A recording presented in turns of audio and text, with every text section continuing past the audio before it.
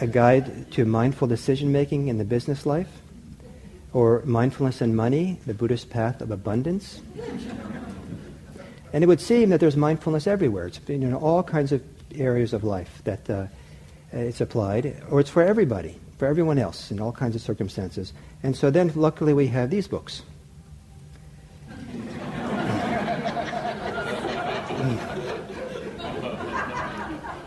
Mindfulness for Dummies. And this is where we have the 1-minute mindfulness. So we're going to probably have to change the way we do Monday night at IMC, where we meditate for 45 minutes, and it seems like we do it for 44 minutes too long. And the title that had the most interest in my family life at home, among my 13-year-old, was this book.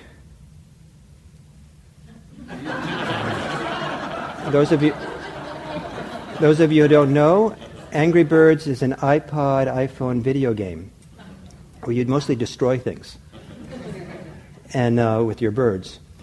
And when my 13-year-old saw this title, he said, the person who designed this book wasn't very mindful, because you see the capital I in birds. So that was fun at home. And then my son was one who said, you have to have the graphic of Angry Birds for the show. So it's applied in many different areas of life. It might be interesting a little bit to consider what areas it's not applied to. We don't have currently a book on mindfulness and bank robbing. But why not? It seems to be useful everywhere, right? Or maybe that's an important issue to question. Where is it appropriate? How is it used? And where is it not? Does not have a role, or is it not even? So this has to do with book publishing, and I know that there are book publishers now who receive good books from their authors, where the author's title has nothing in mindfulness in the title, and the publisher is saying you need to have that mindfulness in the title. And so it's not just the authors; it's kind of a fashion. It's what sells, and so it's kind of a fad that's going on. But mindfulness is more than just a fad, I believe. That's a trend that's going through. It's also a tremendous amount of research is being done, clinical and scientific research, on the usefulness of mindfulness. And so here's a graph of the amount of research on mindfulness. It's increasing also exponentially, up until 2010 here in this graph. So that's quite impressive, I think. So maybe it's not that many research papers. These are all research papers. But we have last year apparently something like 350 published. So the growth of these research papers is impressive. Where's it going? We also have the creation of mindfulness centers for the research and the development of mindfulness program for our secular world at major research universities in the world. And we have the mother of them all is the University of Massachusetts Medical School has a center of mindfulness in medicine, healthcare, and society. UCLA has a mindfulness awareness research center. Oxford University, where those of you who heard John Peacock's presentation this week, that's where he teaches at the Mindfulness Center there, the Oxford Mindfulness Center. And the University of California, San Diego has a center for mindfulness. That's kind of impressive. The next slide has a lot of words in it. So I warn you so you don't spend a lot of time immediately trying to read them all. But they show some 32 different areas in which medical research is being done around mindfulness, where mindfulness is useful or might be useful. And so you can kind of just glance at all the words and kind of get a sense of how diverse the research is.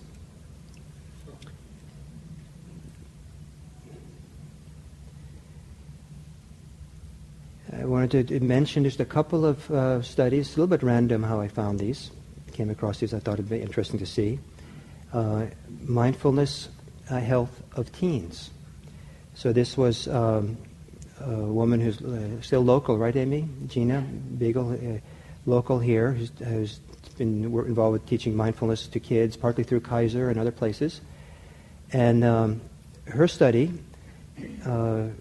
of 102 teens with mental health problems 80% no longer had one or more of their mental health diagnoses after an 8-week mindfulness-based stress reduction course. That's pretty impressive results. So you could say one study maybe doesn't count for much, but there are lots of studies that are showing somewhat similar results for certain things, not for everything. Because of the results in the mental health world, the second bullet point here, in the UK, the National Health Service has mandated mindfulness-based cognitive therapy as the treatment of choice for major depressive disorders. That's pretty impressive to have entered into their society that kind of strong way. Here in this country, the National Institute of Health has funded over 150 research projects on mindfulness in a 5-year period. There's been a study of a mindfulness program that Pam Weiss developed for Genentech. She's a Spirit Rock trained Vipassana teacher who very creatively repackaged the mindfulness so it just would work for that environment in a nice way. And her study, someone else came in to study her program and to research, what were the benefits. And the results of that study was that there was 10 to 20% increase in employee satisfaction among the people who took it, 50% improvement in employee communication, collaboration, and conflict management. And for companies that are trying to have a profit or make money, it's important. Then the next slide shows the very important results of that study, that the return on the investment estimated to be $1.50 to $2 for every dollar spent on the mindfulness program. So in other words, they found it was cost effective to bring mindfulness into the workplace.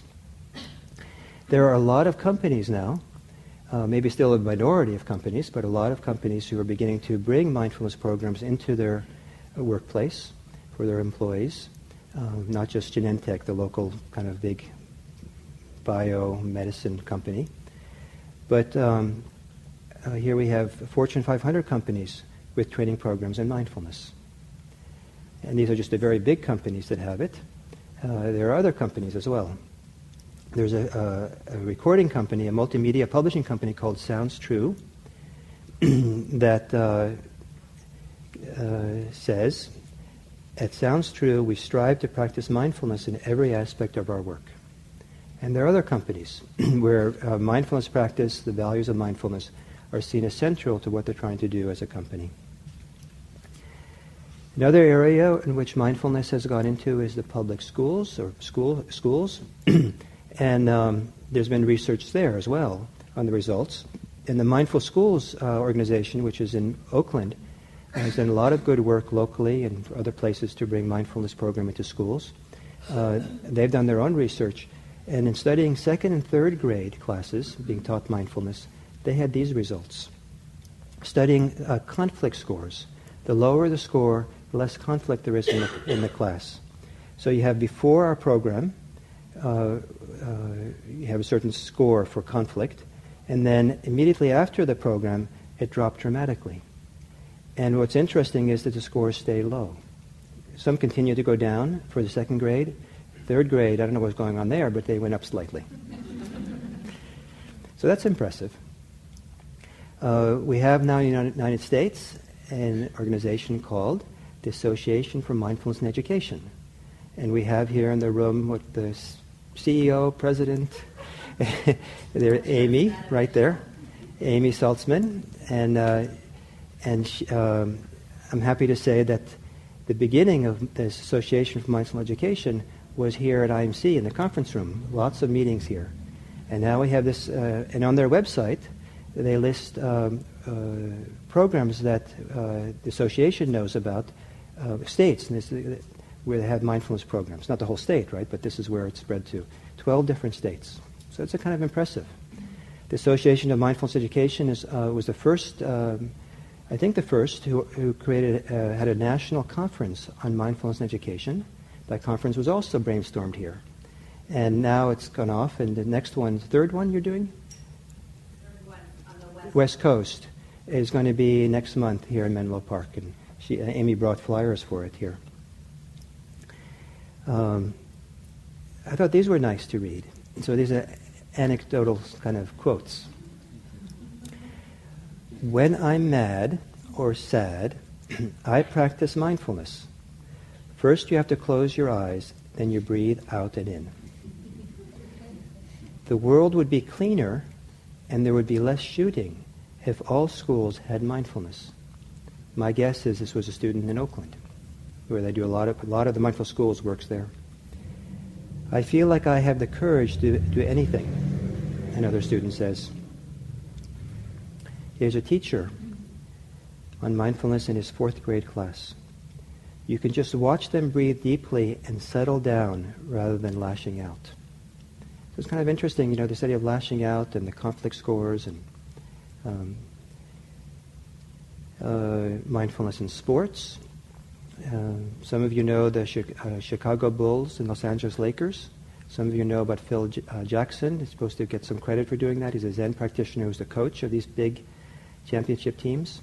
What he did in 1993 was he brought in a Vipassana mindfulness teacher named George Mumford to be the mindfulness teacher for these teams.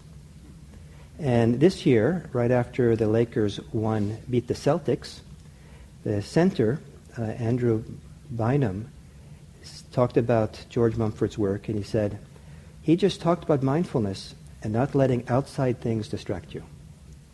Pretty basic stuff. But here you have a major sports team finding enough value in mindfulness that they're, they have a mindfulness coach or something. It's also entered into the prisons, and there was a study done of mindfulness programs given to 1,300 inmates in Massachusetts. And after taking a mindfulness-based stress reduction course, the hostility scores among inmates dropped 7.5%. This was both for men and women. The scores for the women dropped more than for the men. But still, that's impressive. In prison, any kind of reduction in hostility is a reduction in violence and makes the place more livable. From an inmate who learned mindfulness, here at San Quentin, there's an Insight Prison Project. They've been a pioneer in bringing mindfulness to the prisoners at San Quentin. A prisoner said, I've learned about early warning signs and about recognizing when I'm about to get into trouble, and then how to come back to myself. This stuff really works. I know what to do because I have choices now. So Jacques Verdun, who started the Insight Prison Project, he's been trying actively to bring mindfulness into the state prisons for a long time. And it seems now with Governor Jerry Brown, it's been mandated from the governor's office that there should be more meditation in all the prisons. So we feel like the doors are open now. So I was able to accompany Jacques Verdun just a few weeks ago to Sacramento to have a meeting in the governor's office where we met with the governor's chief policy advisor and 2 senior officials from the Departments of Corrections to talk about bringing mindfulness programs into the state prisons. That's pretty impressive.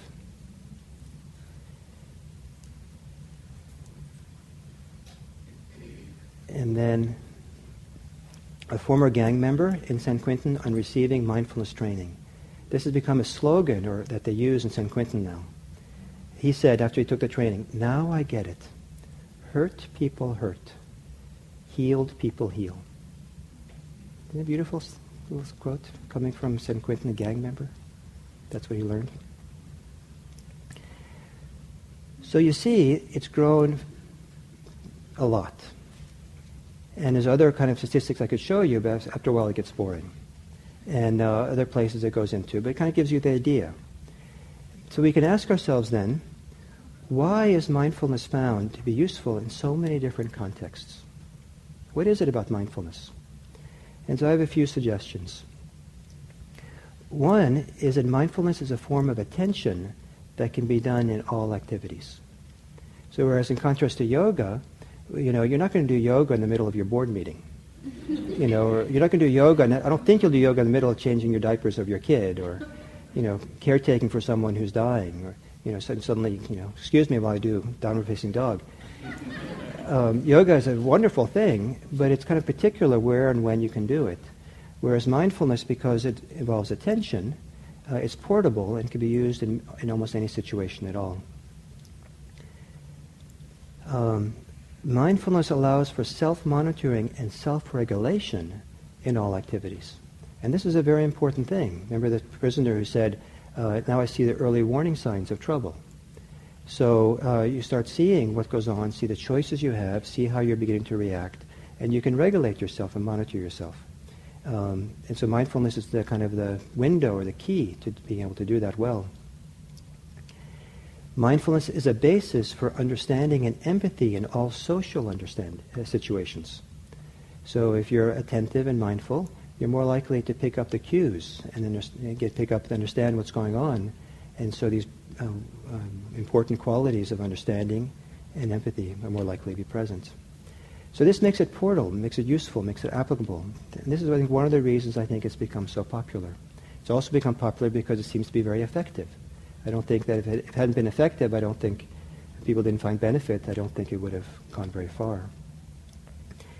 Now, this mindfulness movement that,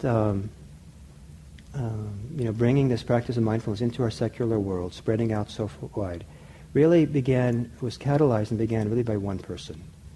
And that was Jon Kabat-Zinn. And he's a PhD in molecular biology, so he is really well trained in Western science. He's a Zen practitioner. He was actually being trained to be a Zen teacher in the 1970s, and a yoga teacher. And so you find in this one man a strong interest in bringing together these two different approaches to understanding our life. The approach through meditation, the intersubjective experience of mindfulness and meditation, and Western science and the kind of the discipline that science brings. And this is a big part of what was needed to get mindfulness into places where science was the language. And it was his inspiration to bring mindfulness, take it out of the Buddhist context, and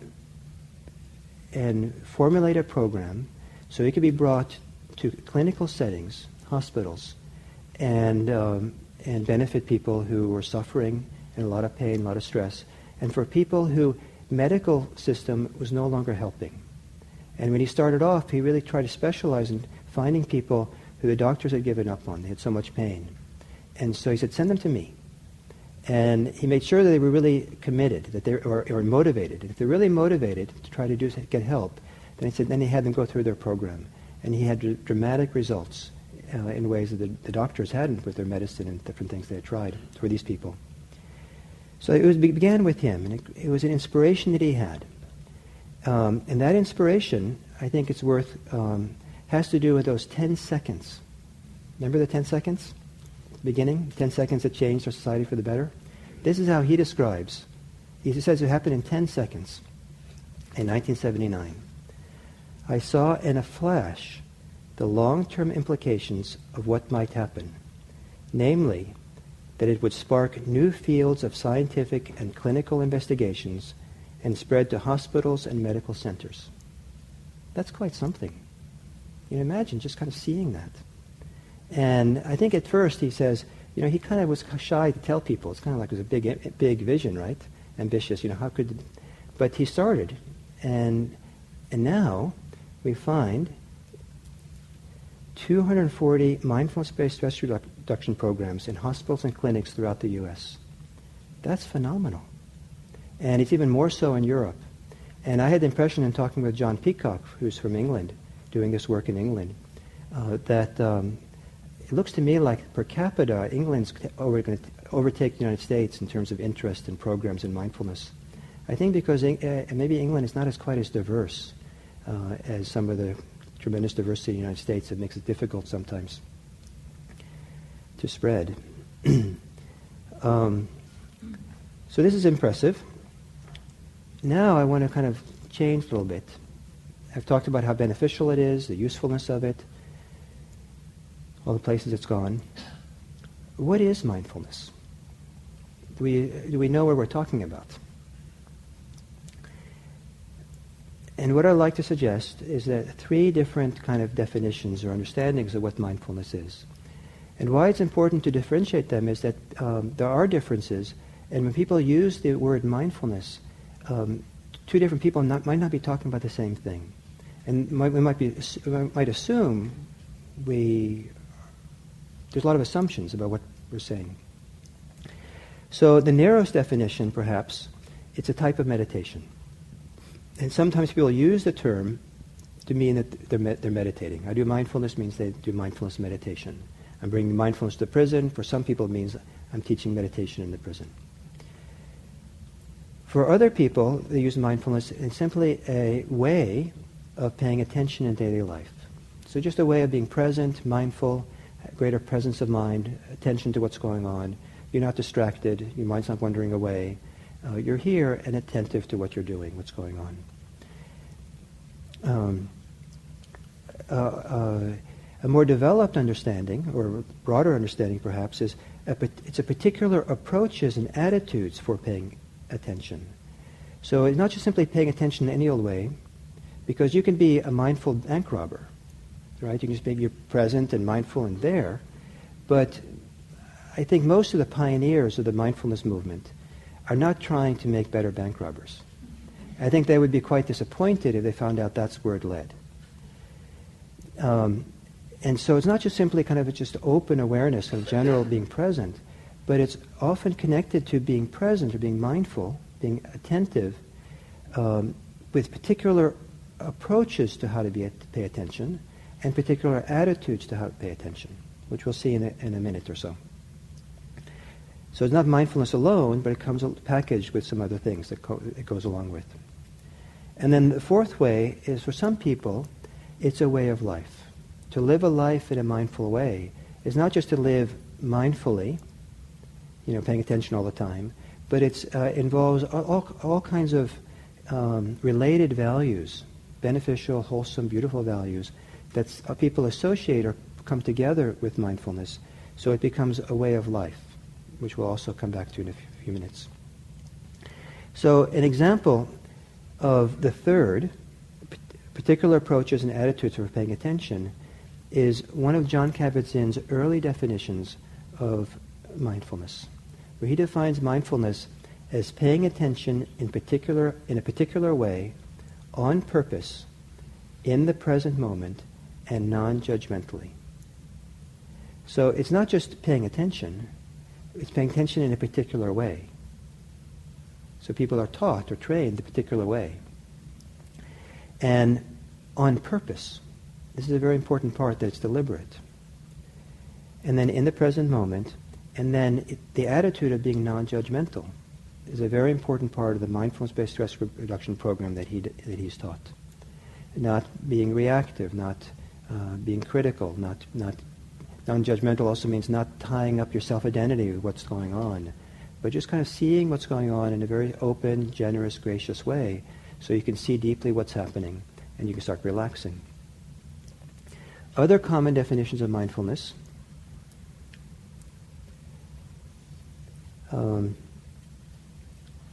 There's a book called Fully Present about mindfulness movement, the science and art of mindfulness, that came out this year. Mindfulness is the art of observing our physical, emotional, and mental experiences with deliberate, open, and curious attention. So here, it's an approach where you're not just aware to everything, but your subjective experience is considered central to what you're being mindful of. So your emotional, physical, and mental experiences. And the idea you bring curiosity to what you do is also important. The Oxford Mindfulness Center, mindfulness is the awareness that emerges through paying attention on purpose in the present moment with compassion and open-hearted curiosity. So here, one of the new things here in this definition, and also involves compassion. So is mindfulness inherent in the practice of compassion, or does it included with it and added to it as part of the overall approach of what we're doing here? So an attitude that's brought. So there's a variety of different approaches to teaching mindfulness. It's not just one thing. Depending on what additional attitudes, approaches, things are included as part of the training. Some people like compassion, some people non-judgmental, different things are brought in. Sometimes explicitly, sometimes implicitly. Now this idea of it being deliberate and on purpose is a very important idea.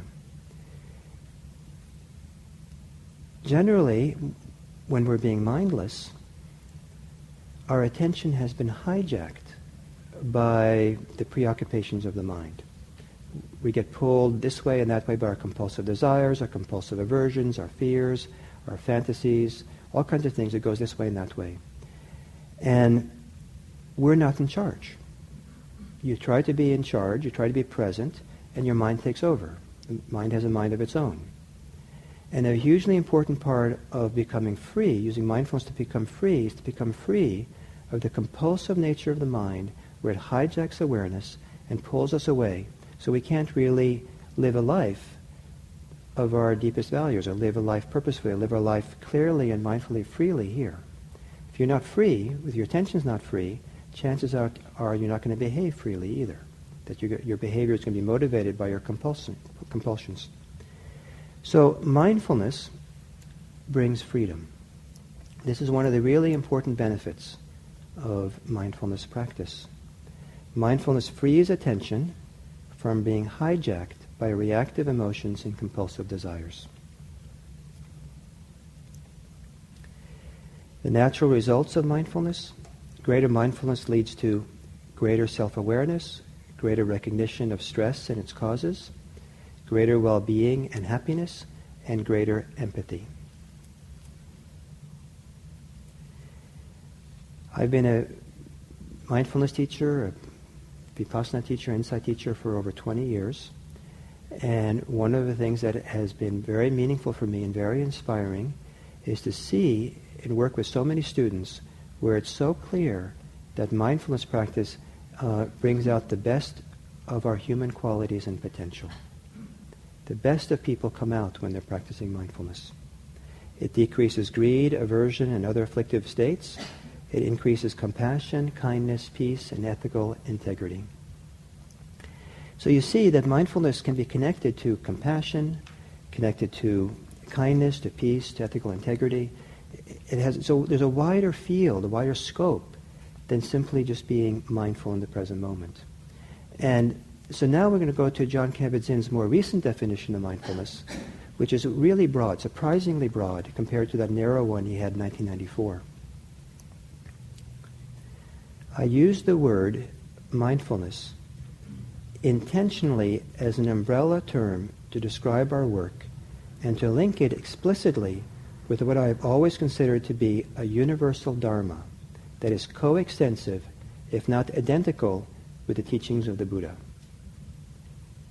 And here he uses this term, universal dharma, which people don't use the word dharma perhaps, universal truth, the fundamental aspects of human life, of this life we live, something which is not exclusive to any religion, including Buddhism, but something that's kind of part and parcel of the human life.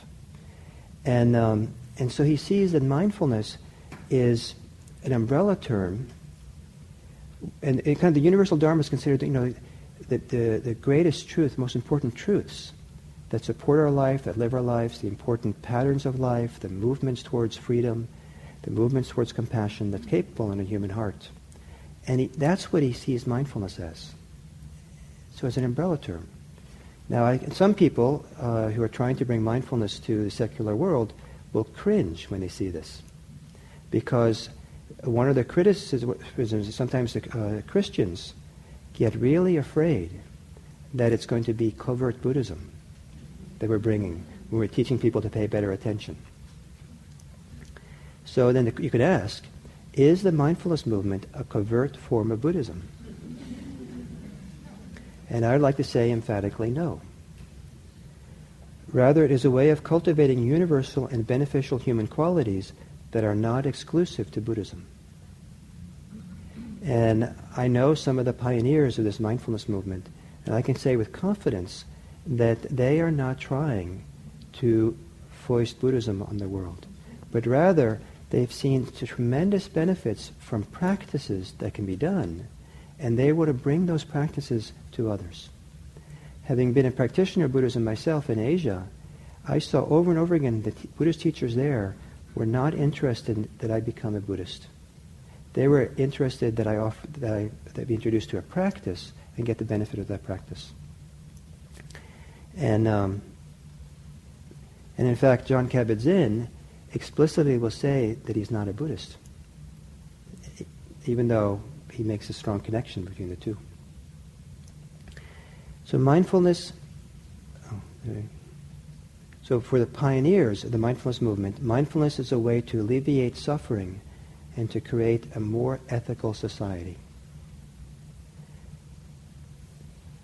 So not just in alleviating suffering in one individual, but to change our society in some way, to make our society a more peaceful place, or more ethical place, to benefit our world.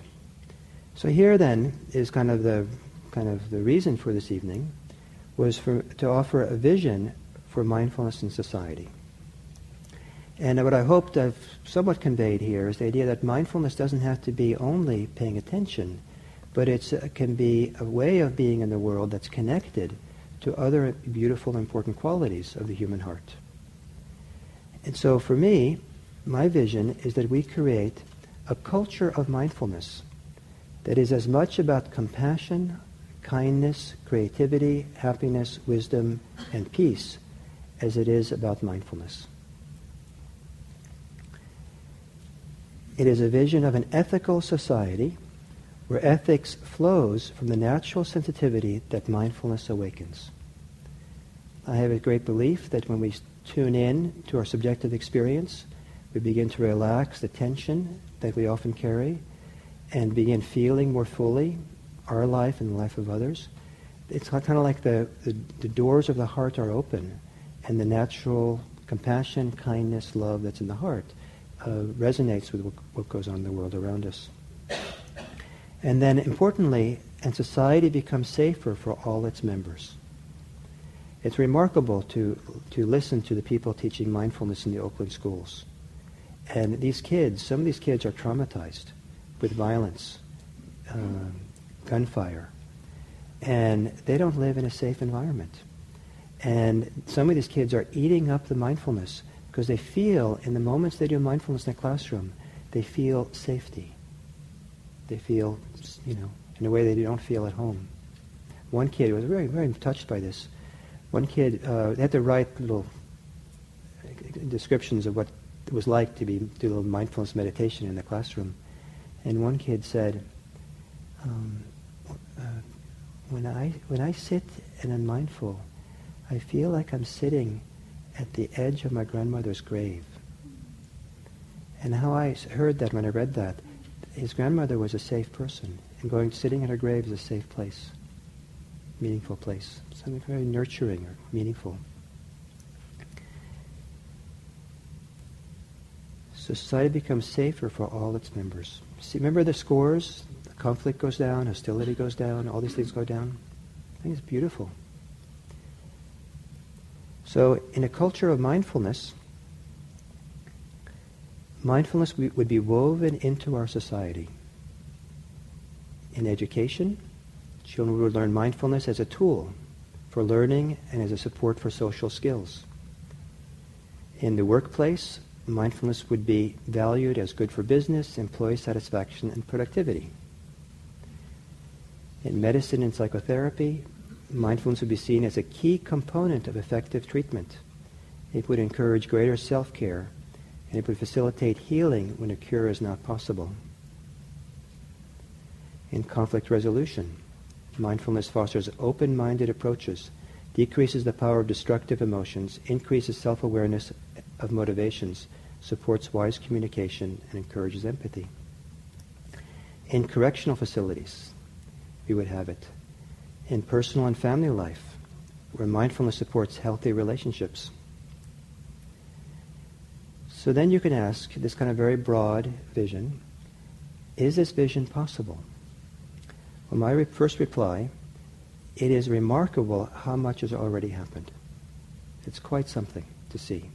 And it's spreading out and out and out. And I'm quite excited by how many people are finding benefits from mindfulness, have no idea about its Buddhist roots. To me, that's great. And I just want to see the benefits go out and ripple out into the world. But there is much more to be done. So what's needed to let the benefits of mindfulness kind of move into our society more, for society to benefit from it. I believe we need greater availability of mindfulness training programs. So there has to be an invitation by more places, the prisons, the schools, places of work, that see the value of it and make these things more available. And we also need, I believe, greater access to the deep transformative training possible in mindfulness meditation retreats. That it's one thing to do mindfulness in daily life, to do mindfulness at work. It's a whole other thing to be able to go on retreat where there's an extended period of mindfulness throughout the day, maybe over many days, where you have a chance to cultivate and develop the strength and power of mindfulness, where you have a chance to go deep inside the subjective world and really kind of begin understanding the deepest motivations, the deepest places we're caught, the deepest places of freedom that are possible, the deepest kind of grappling with both the challenges within us and the most beautiful things within us. To really learn the full potential of mindfulness is what allows